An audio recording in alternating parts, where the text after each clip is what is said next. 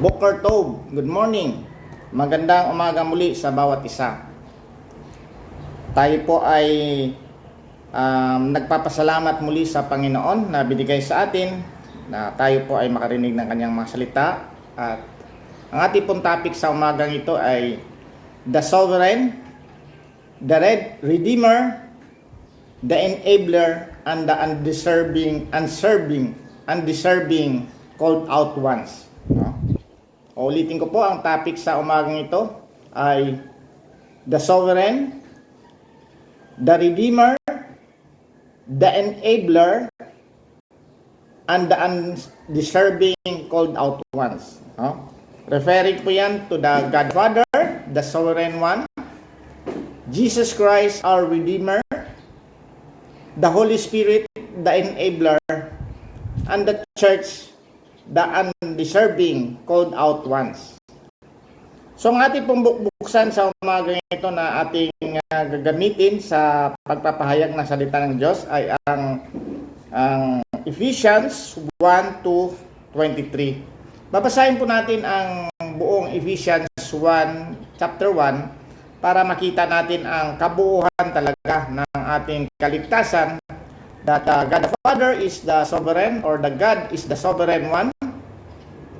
Jesus Christ is the Redeemer. The Holy Spirit is the Comforter, the Enabler, and the Comforter, and the undeserving called out ones, which are the church, no, mga tinawag na mga tao. So habang inaantay po natin ang pumapasok sa mag-join sa ating online message, ay kailangan din po natin banggitin, no? Kasi sa pagre-review po nito o sa mga susunod na manonood, madala makikita po nila ito. Na dito po ay pinakita po yung salvation at we'll give you the gospel, no? Para tayo ibigay naman ng gospel tract sa mga tao, maintindihan nila just in case na hindi sila talaga susunod sa mensaheng ito at pupunta lang sila sa dulo. Ang mensahe po ng ating Diyos ay ang kaligtasan natin. Yung concern talaga ng Diyos ay tayo ay maligtas because we are undeserving people na makasalanan. At dahil nga sa ating nature na makasalanan, tayo po ay mapapahamak, no? Kasi tayo ay nagkasala o magkakasala pa. So, but God is very holy. Ang ibig sabihin ng holy ay unique siya. Above all siya, na ang pinaka one of the attributes ng isang holy ay walang makakalapit sa kanya na isang kasalanan. So, if you are sinner, was just one, we cannot come to God and we cannot be reconciled to God and we cannot do it. So, by the grace of God, He sent His only begotten Son, Jesus Christ, our Redeemer, na si Jesus Christ talaga ang nag-fulfill ng lahat ng mga batas na hindi natin kaya, so that He has the righteousness that can be accepted by God, kasi yun ng perfection po eh. And we can only get it if we have trust and have believe in the Lord Jesus Christ as our Lord and Savior. So kailangan natin ngayon ay parang manalangin sa Panginoon, sa banal na espiritu, na liwanagan tayo because we're undeserving, lahat tayo undeserving tayo.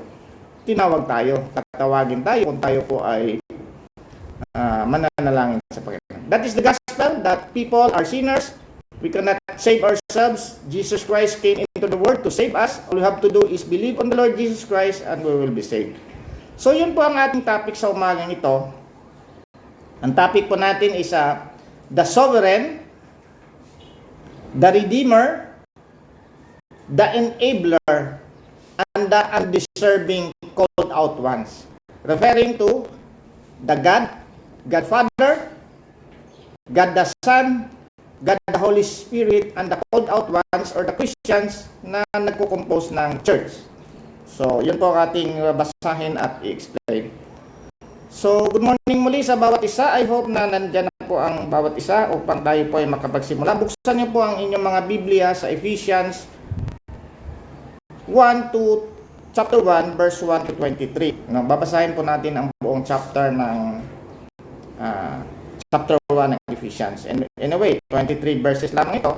At ito po ay naniniwala tayo na ang ating pananampalataya ay bunga ng pakikinig at pakikinig sa atin ng salita ng Diyos.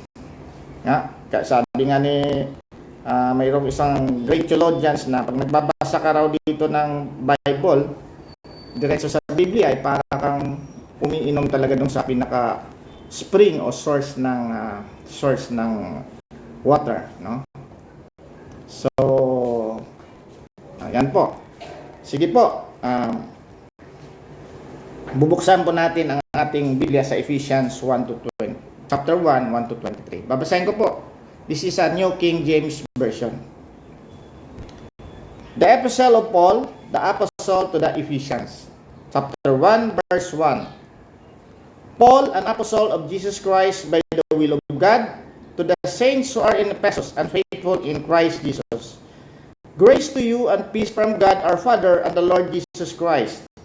Verse 3, Blessed be the God and Father of our Lord Jesus Christ, who has blessed us with every spiritual blessing in the heavenly places in Christ, just as He chose us in Him before the foundation of the world, that we should be holy and without blame before Him in love, having predestined us to adoption as sons by Jesus Christ, to Him according to the good pleasure of His will, to the praise of the glory of His grace, by which He made us accepted in the Beloved.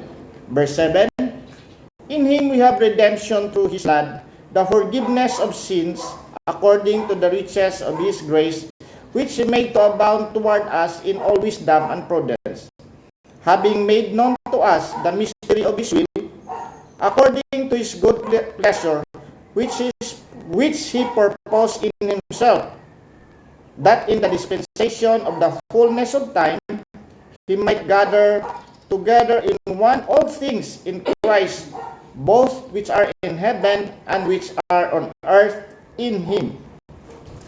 Verse 11, In Him also being predestined according to the purpose of Him who works all things according to the counsel of His will, that we who first trusted in Christ should be to the praise of His glory. In Him you also trusted after you heard the word of truth, the gospel of your salvation, in whom also, having believed, you were sealed with the Holy Spirit of promise, who is the guarantee of our inheritance until the redemption of the purchased possession, to the praise of His glory. Verse 15, Therefore I also, after I heard of your faith in the Lord Jesus and your love for all the saints, do not cease to give thanks to you, making mention of you in my prayers, that the God of our Lord Jesus Christ, the Father of glory, may give to you the spirit of wisdom and revelation in the knowledge of Him, the eyes of your understanding being enlightened, that you may know what is the hope of His calling, what are the riches of the glory of His inheritance in the saints, and what is the exceeding greatness of His power toward us who believe,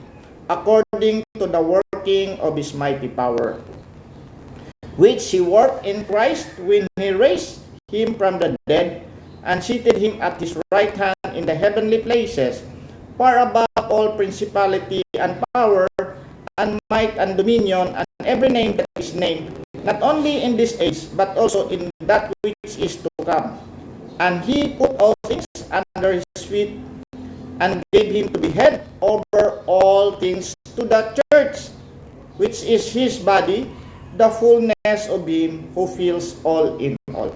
Salamat muli sa pagkakabasa ng salita ng Diyos. Tayo'y manalangin. Panginoon naming Diyos na aming Ama na nasa langit at makapangyarihan sa lahat, kami ay nagpupuri at nagpapasalamat na binigyan mo na kami ng pagkakataon na makarinig na iyong masalita sa pamamagitan ng aming pagbabasa ng iyong salita diretso sa Biblia. Although ito ay isang translation ng English, ngunit alam po namin, Lord, na this is powerful like a two-edged sword, piercing the division of spirit and marrows and the joints, and piercing the division of spirit and soul, and joints and marrows daw at wala pong naitago sa Lord. Alam po namin, Lord, na makapangyarihan po ito at ito po ay dadating sa mga taong makarinig. Ang purpose na ipinadala mo dito sa salita na to ay hindi mababaliwala, ito ay mapupulfill bago babalik ang mga salita sa iyo, Lord. I-bless mo rin ako sa aking pakikinig, aking pagsasalita. Alam ko po, Lord, na isang pribilehiyo din po ito sa akin. At sa akin din pong pakikinig, buksan mo po, Lord, ang aking puso at isipan, ganun sa iba ring makikinig sa iyong mensahe sa umaga ito, na maintindihan po namin ito, Lord. Salamat muli, Lord, at dalangin namin ito, Lord, sa pangalan ni Jesus, naming Panginoon, tagapagligtas. Amen.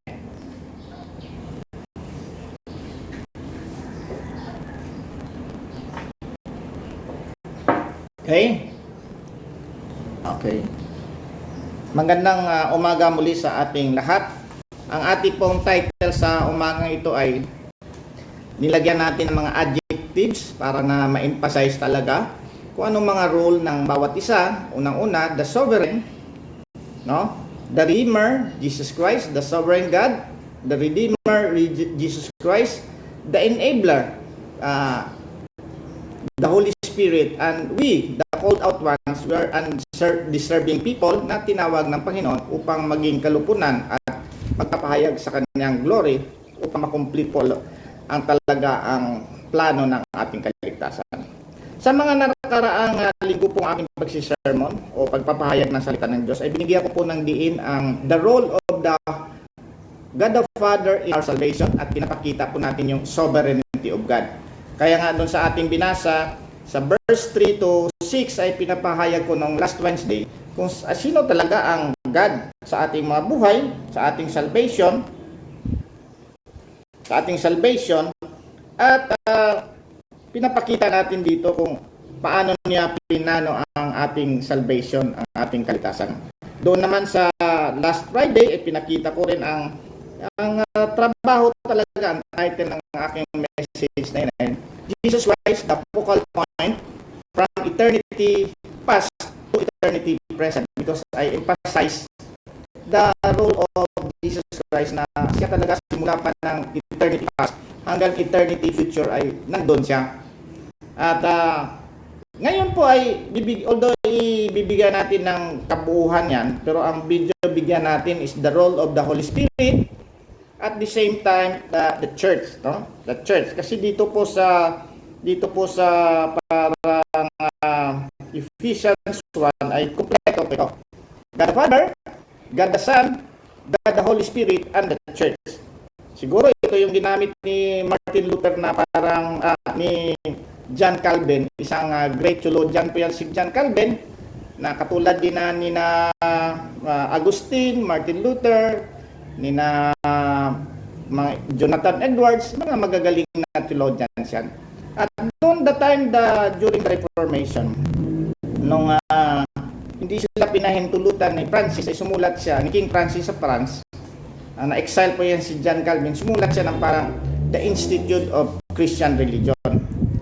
Naggugulat yung mga tao doon kasi nag-iba ang kanilang parang outline, no? Kasi alam po natin sa mga tinatawag nating assembly or mga pag-uusap ng panahon ay tikita lang yung parang the God the Father, God the Son, and God the Holy Spirit.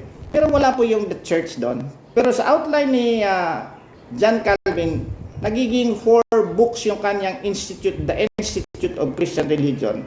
Ang unang book ay about the God the Father, ang pangalawang book ay about the God the Son, ang pangatlong book ay about the God the Holy Spirit, at ang pangatlo po ay about the church, the collection of people, the called out ones. So, probably, nakita ko lang na parang siguro dito ay na-pattern ni John Calvin yung kanyang book, no? Kasi yan ang isa rin sa mga historical books na although nung una ang intention doon ay parang i-depend lamang kay King Francis na ito yung aming pananampalataya kasi inuusig nyo kami, i-state namin yung aming pananampalataya. At parang book din yan mga Kristiyano doon, talagang ano yung mga Christianity talaga. But eventually, sa kalaunan ay lumalaki yan at nagiging book yan ng mga Kristiyano na ito pala yung parang mga nakasulat. So, although mayroong part doon na Actually, alam po natin si John Calvin ay na hashtag siya na predestination, pero maliit lang na portion ang predestination doon. Kung babasahin natin ang buong Institute of Christian Religion, nandoon talaga yung parang God the Father, God the Son, and God the Holy Spirit. Kaya naisip ko kagabi, baka dito nga na pattern ni John Calvin yung kanyang book. Kasi dito po ay pinakita po dito, unang-una, the sovereign, which is God the Father. Kasi nga doon sa aking sermon na because of kwento itong Ephesians ay sulat ito sa mga Kristiyano na nandoon sa Ephesus. Ang Ephesus po ay isang lugar na marami po doon ay mga temple of the Greeks, Greek gods and Roman gods. Kasi kapanahonan po ni Jesus Christ at kapanahonan ni Paul ay nandoon yung influence ng Greek, no? Alam po natin si Alexander the Great, hinellenize na yung mga nasakop niyang mga bansa. Ang ibig sabihin ng Hellenize,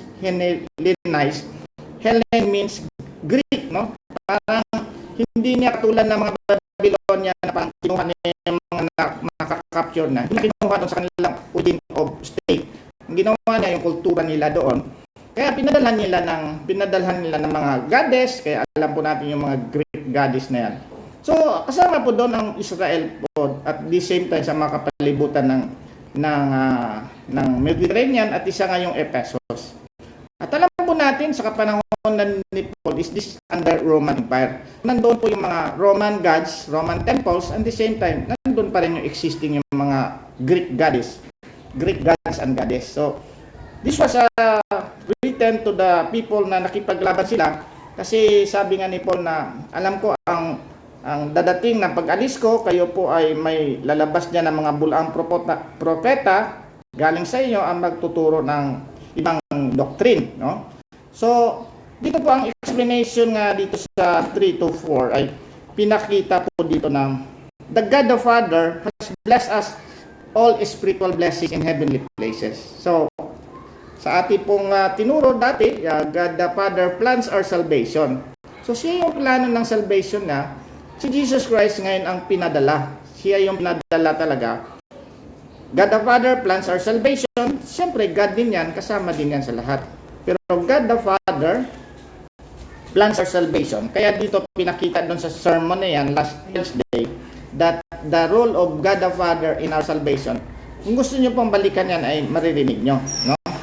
Sabi nga doon, just as He chose us in Him before the foundation of the world, that we should be holy and without blame before Him in love, having predestined us to adoption as sons by Jesus Christ, to Himself according to the good pleasure of His will, to the praise of the glory of His grace, by which He made us accepted in the Beloved. So, nandun po yung the sovereign of God. I-explain ko po yung ibang, ang talagang meaning ng sovereign sa biblical perception or biblical perspective and regarding it sa God talaga na sovereign. Kasi minsan pag binasi lang natin sa ating normal o natural na pag-isip, ito yung sovereign.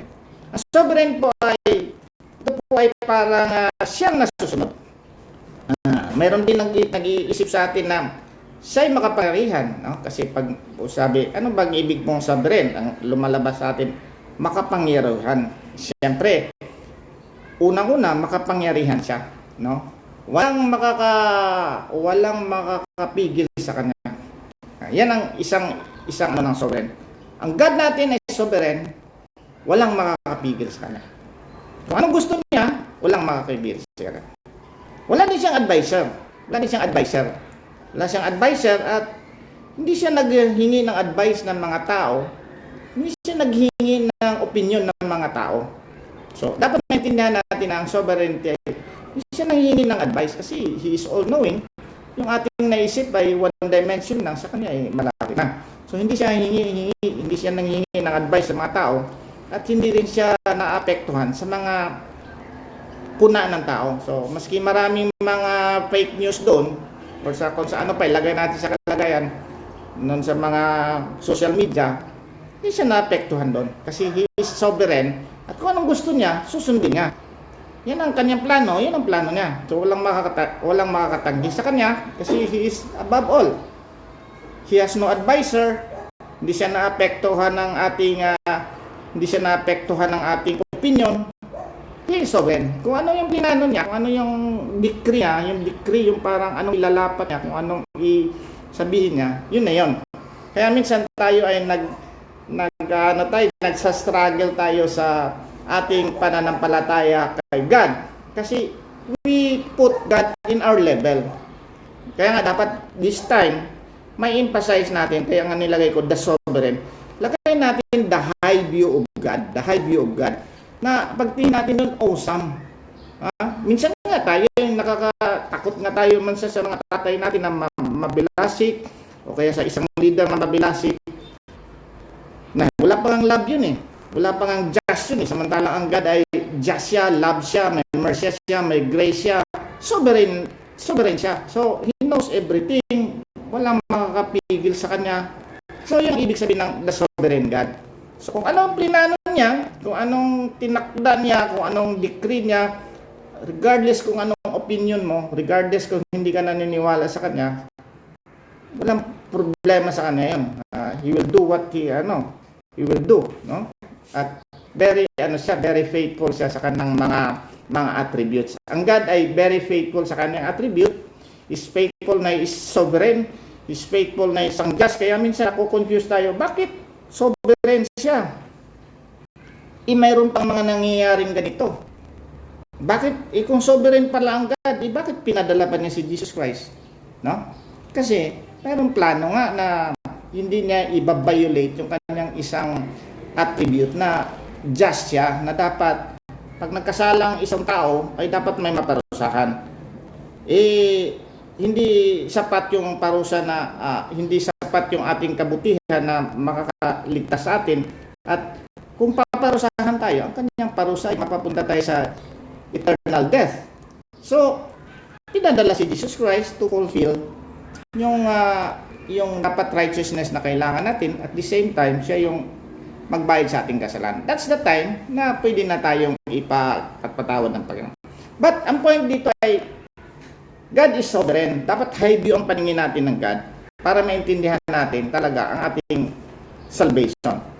So I hope na yung ating meaning ng sovereign ay hindi lamang mababaw na sovereign na siya ay makapangyarihan, pero kung mayroon siyang, kung magdi-disagree ang tao sa kanya o parang mali siya, hindi siya nagkakamali. God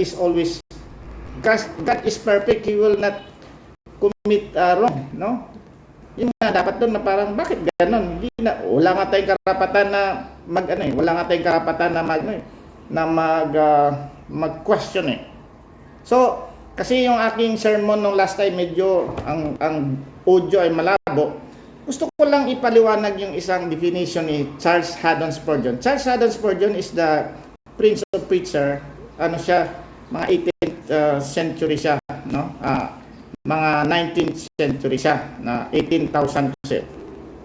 Sabi ni Charles Haddon Spurgeon, kung gusto mo maintindihan, or para malaman mo talaga na naintindihan mo yung sovereignty of God, ganito, na ikaw na isang tao na mabait ka, marelihiyoso ka, nag-aaral ka ng salita, in fact, nagtuturo ka pa siguro ng mga salita ng Diyos, preacher ka, or something like that. As devoted ka talaga sa iyong relihiyon, devoted ka sa pag-aaral at sunod sa Panginoon. Tapos, mayroong isang tao doon na, lagay natin, kapitbahay mo, na hindi talaga siya nagsisimba. Hindi siya nagsisimba, wala siyang pakialam, minsan gumagawa pa siya ng kasalanan. At the end of the age, tag-judge na, ikaw ay hindi niligtas, at yung kapitbahay mo na sa tingin mo hindi naligtas, ay siya naligtas. At kung maiintindihan mo raw yan, ma-accept mo yan, doon daw ang ibig sabihin na naintindihan ko ano ibig sabihin ng sovereignty of God. Na siya talaga nasusunod, wala akong question doon. Kung maintindihan mo yan, no? Kung maintindihan. Ganun ang definition ni Charles Haddon Spurgeon. That is the pinaka-ultimate talaga, pinaka-higher level na maintindihan mo yung sovereignty of God. Wala kang question. Siya nasusunod. Yan. I hope na yung sovereignty. But, huwag huwag tayong ma-discourage doon kasi God naman ay talagang pinapakinggan tayo. Pero ano lang yan, definition lang yan ni Charles Haddon Spurgeon. Para ma-emphasize talaga what is sovereignty of God. Na siya nasusunod, hindi ikaw.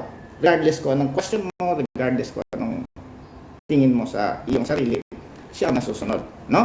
But, huwag tayong ma-discourage doon, pero ang ibig sabihin doon na parang mayroon naman talagang awa ng God na those who diligently seek Him, He will reward those who diligently seek Him. No? That is only exaggeration para lang ma-emphasize yung sovereignty of God. I hope na hindi tayo ma-distract doon. Ha? Okay. Number 2, mayroon din akong isang sermon doon na ang sermon ko is Jesus Christ is the focal point of all things from eternity past to eternity future. So, Jesus Christ ay hindi lang si Jesus Christ pumunta lang dito, nagkatawang tao, ano lang, yung physical present lang na, kasi He is God in the beginning. In the beginning was the Word, and the Word was with God, and the Word was God. And the Word became flesh and dwelt among us, and we see and we beheld His glory, the glory as of the only begotten of the Father, full of grace and truth. No? So, Jesus Christ is our Redeemer. So, dito po ay, kanina pinapakita yung sovereignty of God. Siya ang nagpaano, siya nasusunod. Ngayon naman, pinapakita naman dito yung grace of God naman. The showing of grace of God in the redemption process. Kasi, Jesus Christ is God. He took the form of a man in the flesh, although he's not by nature sinner. He is like us in all aspects of our life. Jesus Christ is the second person of the Trinity, which we believe in a triunity God. One God, three persons. God the Father, God the Son, and God the Holy Spirit. And God the Son, Jesus Christ, He is the Redeemer. Si Jesus Christ ay nag-incarnate. Ibig sabihin nag-incarnate, nagkatawang tao. He is God, He is a true God. Kaya nga we believe that Jesus Christ is a true God and true man. So, Jesus Christ has all the attributes of a God. Just like the Father, He has all the attributes of God. Just like the Holy Spirit, He has all the attributes of God. Holy Spirit is God. Mamaya, tapos Jesus Christ has all the attributes of God. When He incarnated, nagkatawang tao siya, the attributes of man was added to Him. So it is not subtraction, rather than it is addition. Jesus Christ, one person, two natures, truly God and truly man.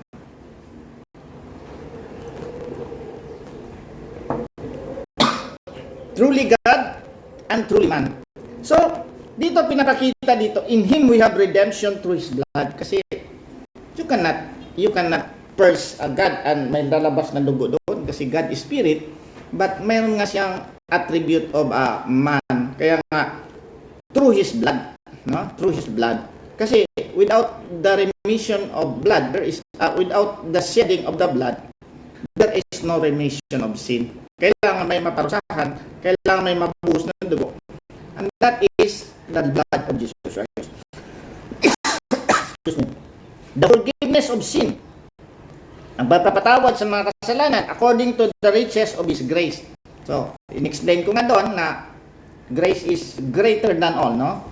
He made to abound toward us in all wisdom and prudence sa kanyang katalinuhan. Kaya nga sabi natin, the gospel is to the unnatural mind, foolish yan. Kaya nga sabi, bakit naman ang Diyos ay Diyos yan, tapos inalaw niya ang kanyang anak doon na maparusahan? Kaya nga yun, doon sa cross ay nandun yung parang nag-meet yung love and justice of God na dapat may maparusahan, at the same time nandun yung pag-ibig niya. Kaya nga, in all wisdom and prudence, having made known to us the mystery of His will, according to His good pleasure, which He purposed in Himself. So, Pinakita niya doon ano yung mga plano niya na ipinakita niya sa New Testament na ito na ngayon na not only the Jews but also the Gentiles, no? Sabi, but in the dispensation of the fullness time, He might gather together in one all things in Christ, both which are in heaven and which are on earth in Him. In Him also we have obtained an inheritance, being predestined according to the purpose of Him who works all things according to the counsel of His will, that we who first trusted in Christ should be the praise of His glory. So, doon ay pinakita natin na the Redeemer, the showing of grace sa tao na makasalanan, na walang kakayahan to save themselves, pinadala niya ang kanyang bugtong na anak. Yun ay nakikita natin na simula sa eternity past, now and eternity future, nandun yung pag-ibig ng Panginoon sa atin, kasi Jesus Christ is now seated at the right hand of God, interceding for us. So, He is always interceding. Ibig sabihin ng interceding, okay, God, akin yan, mga kasalanan dyan ng isang tao na yan ay sinagot ko na yan, binayaran ko na yan. That is, He is seated at the right hand of God, interceding for us. Na meron tayong parang pinaka-attorney doon, na parang talagang sagot niya tayo. No? Ngayon, we'll give focus to the Holy Spirit and the Church. So, dito, in Him you also trusted, no? Nagtatrust tayo after you heard the word of truth. Ano yung word of truth? The word of truth is the gospel. It's about Jesus Christ, the gospel of your salvation. Bakit in-emphasize itong the gospel of your salvation? Because, meron talagang parang pinaka-summary ng gospel dito. Although, minsan ay, nalilito tayo sa meaning, ibig sabihin ng the gospel of your salvation, the gospel, pero dito in-emphasize talaga, the gospel of your salvation. The gospel of your salvation is not you. The gospel of your salvation is not about your good works. The gospel of your salvation or not how you will achieve your salvation. But the gospel of your salvation is about Jesus Christ, that He redeemed us. He went, pumunta siya dito sa lupa upang i-redeem tayo. Ngayon, sabi dito, ano ngayon ang role ng Holy Spirit? You were sealed with Him, no? At the gospel of your salvation, also having believed, no? So, we can only, parang sabi doon ay appropriate, ano bang Tagalog ng appropriate? Parang mapapunta sa atin, ina-appropriate. So, parang ito ay ibinigay ko na sa iyo, ina-appropriate ko na, through faith and our belief on the Lord Jesus Christ. Because the only channels of God's grace, the only channel of redemption plan and the achievement of Jesus Christ, na siya talagang nagtrabaho ng ating salvation, kaya sinabi na it is finished. The appropriation of the finished work of Jesus Christ can only be charged to us or accounted to us o mapapunta sa atin, appropriated to us if we believe. So, sabi na, kaya nga doon sa Romans 1:6, no? Sabi doon, I am not ashamed of the gospel of Christ. Sabi ni Paul ito, I am not ashamed of the gospel of Christ because it is the power of God to salvation to those who believe. Huwag natin kalimutan, to those who believe. First to the Jews and then to the Gentiles. For in the gospel, the righteousness of God is revealed from first to last, from faith to faith, as it is written, the just shall live by faith. So, sabi doon na to those who believe, no? Pero ito yung trabaho ng Holy Spirit, kasi sabi nga natin sa ating mga tinuturo, when we believe on the Lord Jesus Christ, we were sealed with the Holy Spirit. The component of our three components na mayroon tayong body, soul, and spirit, yung ating dating spirit na dead on our trespasses and sins. He quickened, ang ibig sabihin ng quickened, sabi nga dito sa verse 2, and He made alive, sa ibang translation, quickened or alive, and He made alive who were dead in trespasses and sins, in which you once walked according to the course of this world, according to the prince of the power of the air, the spirit who now works in the sons of disobedience. Before, we are walking in the spirit of the son of disobedience, nag-walk tayo doon, tapos we are dead on our trespasses and sins. Our spirit is dead and it was quickened, made alive. Kaya nga ang ibig sabihin made alive, binuhay or ginawang dormant, no? Nandun siya pero dormant siya, pero He made it quickened, you made alive. Kaya nga sabi dito, after that, we are sealed with the Holy Spirit of promise, who is the guarantee of our inheritance until the redemption of purchased possession to the praise of the glory. Ang ibig sabihin nito, makinig kayo, kasi ibig sabihin nito, this is one of the verses na sinasabi natin na talagang secure ang ating kaligtasan. Secure ang ating kaligtasan because we're given the Holy Spirit as parang as a guarantee of our inheritance, kasi marami tayong inheritance doon sa langit, marami tayong inheritance doon, guarantee. And one of the inheritances doon ay yung ating glorified body na naka-reserve na yan, ay sasama na yan na sa ating soul when we will the end of time. Ngayon, although this next paragraph is more on the prayer of Paul, no? Kailangan din natin mag-pray, but will not emphasize on the prayer. Ang babasahin natin dito, sabi natin, verse 15. Therefore, I also, after I heard of your faith in the Lord Jesus and your love for all the saints, ang ibig sabihin nito, love for all the saints, ang ibig sabihin nito ng saints, ang definition talaga ng Bible ng saints, hindi to definition natin ng ating definition sa mga Pilipino ngayon na may mga santo tayo. Hindi yan ang definition ng saints dito. Ang definition ng saints dito ay, if you believe on the Lord Jesus Christ, you are saints. Kaya nga meron doon si Peter, priesthood of saints. Ibig sabihin na tayo ngayon ay nakakalapit na sa Panginoon because we are now saints in the definition of the Bible. Therefore, I also, after I heard of your faith in the Lord Jesus Christ,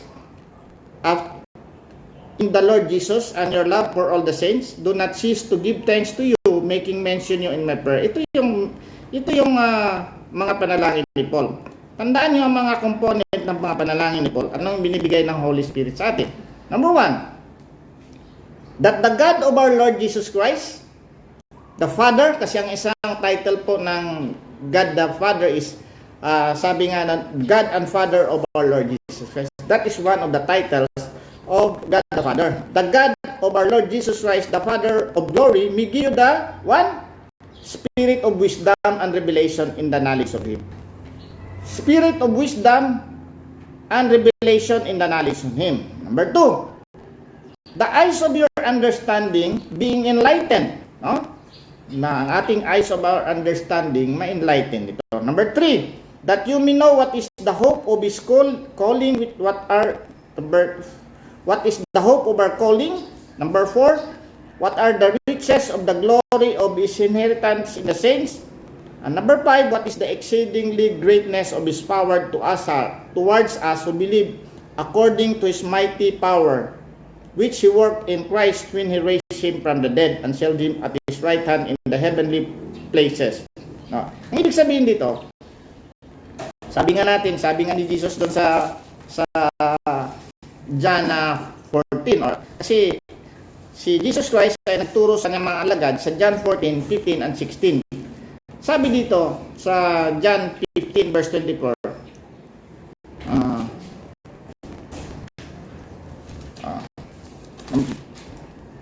sabi dito sa 16 na verse 5, no? But now I go away to Him who sent me. Si Jesus Christ ito. Sino yung sent me? God the Father yan, kasi yun nga ang plano eh. God the Father will send Jesus Christ. But now I go away to Him who sent me, and none of you ask me where I am going. Where are you going? But because I have said these things to you, sorrow has filled your hearts. Nevertheless, I tell you the truth. It is to your advantage that I go away. For I do not go away. The helper, number 1, the helper is the enabler. The enabler will not come to you. The helper will not come to you if he will not ascend in heaven, sabi ni Jesus. But if I depart, I will send him to you. And when he has come, he will convict the world of sin and righteousness and judgment of sin, because they do not believe in me, of righteousness, because I go to my Father, and you see me no more, of judgment, because the ruler of this world is judged. Ang ibig sabihin nito, the Holy Spirit will be our, number 1, enabler. We cannot enable ourselves because ang ating nature ay unang-una, although pinalitan na yan ng bagong nature, nandun pa rin, nakakabit pa rin yung ating body of flesh na nag-influence sa atin. In fact, dahil sa katagalan ng ating paradigm sa ating isip, palagi nating ilalab yung ating flesh, no? Yung sinful nature. Kaya although nakaalis na yan, ilalab pa rin natin yan. And it can only be substituted if we love God, kasi mababaling na yung pag-ibig mo sa God rather than pag-ibig mo sa flesh, which contributes to your sinning, no? Ngayon, sabi nga ni R.C. Sproul, comforter. Pero ang ibig sabihin pala ng comforter pala, ang word pala doon ay 40. F-O-R-T, comforty. 40 means daw is yung parang, pag ginamit natin ng 40, ano ba yung 40 mo? Ano yung parang pinaka strength mo? Ano yung, saan ka magaling? Sabi mo, ang 40 ko ay magaling ako magsulat. Ang 40 ko ay sa math or something. Yun daw yung pinaka ano doon, comforty. 40. Ibig sabihin, yung God, the Holy Spirit will give us 40 na strength or capability to do it, no? Although mayroon din talagang portion din na comforter din. Mayroon din comforter kasi siya yung mag-aaliw sa atin. Pero ang sabi ni R.C. Sproul na ang ano daw, ang comforty daw talaga, yung 40 daw, the word 40 na may strength. So, He is our strength sa kapanahonan ng mga problema natin. Ngayon ay marami ang role ng Holy Spirit sa atin. Unang-una, enable tayo. Siya yung palagi nag-iisip sa atin. Siya palagi nakikipag-usap sa ating spirit na you are now son of God, you are now son of God, you are now son of God, you are now son of God. Yung naka-call your Father, Abba, Father. Yun ang palaging, habang lumalaki ang ating spirit, kasi illustration lang to, analogy lang to, parang bata ka pa, bago ka pa ipinanganak, no? Wala ka pa masyadong kaalaman sa mga spiritual things. Ang iyong tagapagturo ay ang Holy Spirit. So, palagi ka nang tinuturuan. Siya yung nagbibigay sa atin ng strength. Ngayon, kasi ang ating dito ay kailangan nating ipuntahan yung church, no? Kasi ang church ay minsan ay hindi natin napapansin yan, but sabi dito, and what is exceedingly great is His power to us who believe according to the working of His mighty power, which He worked in Christ, no? When He raised Him from the dead. So, alam po natin si God the Father, because of their agreement na nagpo-fulfill ni Jesus Christ ang lahat niya na makomplete niya ang kanyang mission dito, He will raise Him from the dead. So, sabi dito, anong ginamit ng God the Father in raising Him from the dead? Sabi, which He worked in Christ, God the Father worked in Christ, the mighty power which God the Father worked in Christ when He raised Him from the dead, at seated Him at His right hand in the heavenly places, far above all principalities and power, might and dominion, and every name that is named, not only in this age, but also in that which is to come. So, Jesus Christ is above all name. Kung ano may yung mga principalities and powers na hindi natin bigyan ng detailed explanation, regardless kung that is referring to the evil spirit or to the good spirit, to the good one, basta any power, Jesus Christ is above all, not only in this age, but also to the age to come. Ngayon, itong power na to, itong power na ginamit ni God the Father in raising Jesus Christ from the dead, ito yung binigay niya sa the undeserving church or called out ones. Kaya nga sabi dito, ang church po ay the called out ones. They are coming from the undeserving. Ang ibig sabihin ng undeserving, parang lacking merit. Walang merit yung mga tao. Not worthy of praise, assistance, or attention. So, all our righteousness are filthy rags to God. So, because of the love of God, because of the love of the Father to His Son, Jesus Christ, because of the love of the Father to His Son, Jesus Christ, nang ginawa ni God. And He put all things under His feet, under Jesus' feet, and gave Him to be head over all things to the church. This is the first time that Paul mentioned the word church, no? So, ibig sabihin, the church is the called out ones na ibinigay yan ng God the Father to Jesus Christ. No? Mayroon nga isang ano doon, Jesus Christ is our groom, the church is the bride, which in His body, the fullness of Him, who fills all in all. Mga kapatid, ang God ay may plano. Ang God ay may plano. Ang God ay may plano kasi gusto niya ibalik tayo doon sa kalagayan natin before the fall of man. No? Na si Adam ay mayroon siyang communication with God. Nung nag-fall si Adam, nagkasala tayo, nahiwalay tayo sa God. Ngayon, kailangan i-reconcile. At pinadala niya si Jesus Christ dito.